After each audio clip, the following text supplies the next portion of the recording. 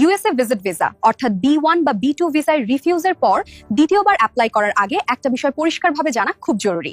অনেকেই মনে করেন আগেরবার ভিসা রিফিউজ হলেও নতুন করে আবেদন করলে সেই তথ্য হয়তো আর দেখা হবে না, কিন্তু বাস্তবতা আসলে তা নয়। ভিসা অফিসার আপনার আগের সব তথ্য, এমনকি ইন্টারভিউয়ের কথোপকথনও যাচাই করে দেখতে পারেন। তাই আগের ভুলগুলো ঠিক না করে আবার আবেদন করলে ফলাফল আবারও আগের মতোই হওয়ার সম্ভাবনা থেকে যায়। সাধারণত যেসব কারণে প্রবলেম হয় তা হলো unclear travel purpose, weak documentation বা কথার সাথে ডকুমেন্টের মিল না থাকা।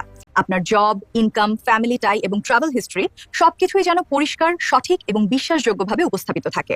মনে রাখবেন, রিঅ্যাপ্লাই মানে নতুন গল্প বানানো না, বরং আগের চেয়ে স্ট্রঙ্গার প্রুফ দেখানো। তাই অ্যাপ্লাই করার আগে একটু সময় নিয়ে নিজের ভুলগুলো বুঝে ঠিক করুন। আপনি যদি ইউএসএ, কানাডা, অস্ট্রেলিয়া, শেনজেন বা অন্য ফার্স্ট ওয়ার্ল্ড কান্ট্রির ভিজিট ভিসা সংক্রান্ত গাইডেন্স চান, তাহলে স্ক্রিনে দেওয়া নাম্বারে কল করুন অথবা অ্যাডভান্স কনসালটেন্সির জন্য চলে আসুন আমাদের অফিসে।